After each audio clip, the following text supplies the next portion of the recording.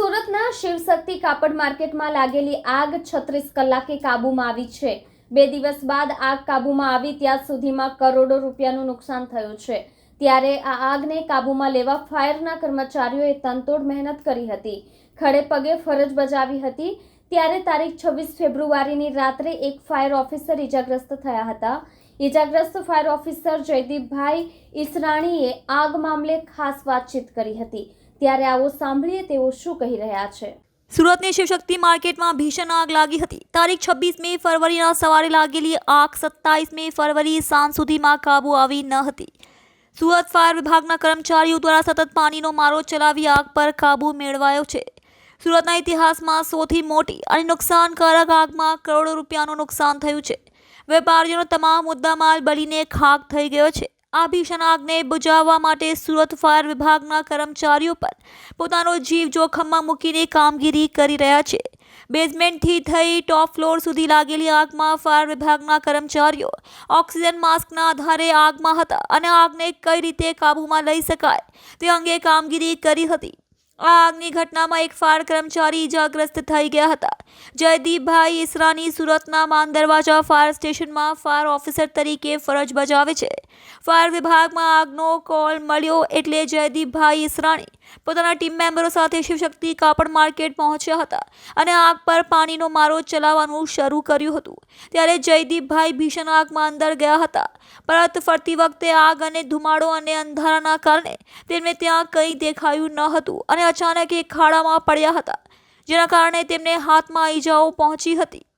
તાત્કાલિક જ તેમને સુરતની ખાનગી આશુતોષ હોસ્પિટલમાં સારવાર હેઠળ ખસેડવામાં આવ્યા હતા, જ્યાં ડોક્ટરોએ જોયું તો જયદીપભાઈ હાથમાં એક મેજર ક્રેક અને એક માઇનર ક્રેક થઈ ગયો છે। એક ઓપરેશન ડોક્ટર દ્વારા કરવામાં આવ્યું છે અને બીજું ઓપરેશન થોડા દિવસોમાં કરવામાં આવશે। જયદીપભાઈ ઈસરાણીએ સાથે વાતચીત કરવા જણાવ્યું હતું કે મને ઈજાઓ થઈ છે, પરંતુ હું પાછો સાજો થઈ અને ફાયર વિભાગમાં જ ફરજ બજાવીશ। સુરતના લોકો કોઈ પણ જાતની તકલીફ ન પડે તે માટે અમે કાર્ય કરતા રહીશું। જયદીપભાઈનો જુસ્સો જોઈ બીજા ટીમ મેમ્બરો પર જુસ્સો વધ્યો હતો।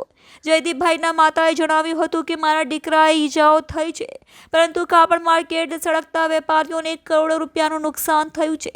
મારા દીકરાને સારું થઈ જશે અને પરત ફરજ પર થશે અને સુરતના લોકોની સેવા કરશે। કેમેરામેન હકીમ શેખ સાથે વસીમ હાસમીનો રિપોર્ટ, આઝાદ ન્યૂઝ, સુરત। જી, મારું નામ જયદીપભાઈ ઈસરાણી છે। હું માન દરવાજા ફાયર સ્ટેશનમાં ફાયર ઓફિસરની ફરજ બજાવું છું। ગઈકાલે અમને સવારે 8:30 આગનો કોલ મળેલો કંટ્રોલ રૂમમાંથી। અમે લોકો રિંગ રોડ પર આવેલી શિવશક્તિ માર્કેટમાં આગ બુઝાવવા ગયેલા। જ્યાં સવારે 8:30 અમે ગયેલા ત્યારે અમે પરિસ્થિતિ જોઈ તો 3 ફ્લોર ત્યાંના સળગતા હતા, એટલે અમે તરત જ બીજા ગેટની ને આજુબાજુના ફાયર સ્ટેશનની ગાડીઓ મગાવવાનું ચાલુ કરી દીધું। થોડો જોતામાં બીજે આગ બહુ વિકરાળ સ્વરૂપ પકડી અને હરેક ફ્લોર પર પકડાઈ ગઈ, જેને અમે કાબૂ મેળવવાનો ફૂલ પ્રયાસ ચાલુ કરી દીધો। અમારા સુરતના તમામ નેતાઓ, તમામ મેયરો, તમામ અધિકારીઓ બધા જ ઘટના સ્થળે હાજર થઈ ગયા।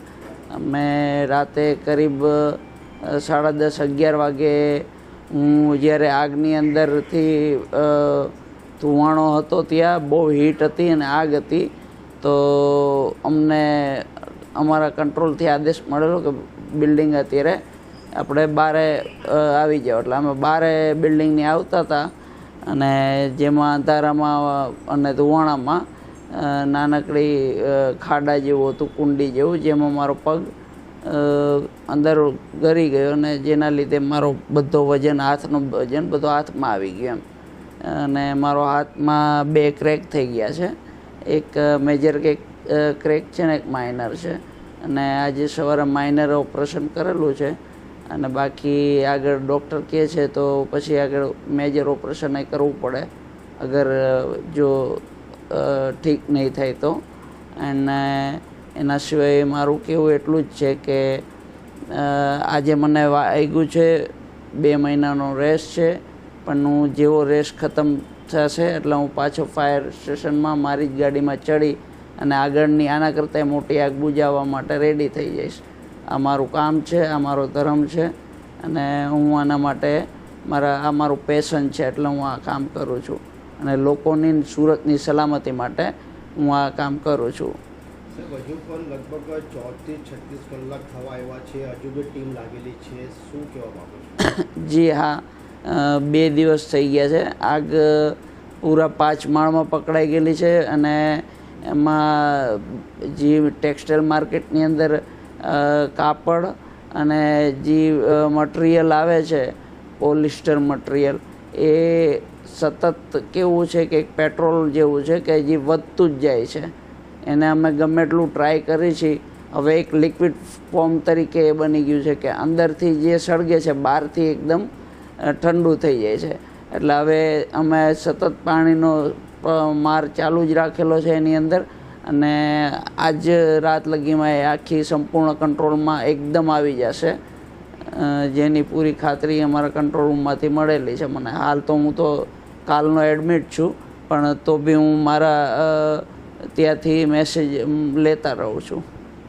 હજુ કોઈ આપ સાહેબના અધિકારીઓ લાગેલા છે, એમની માટે શું મેસેજ છે?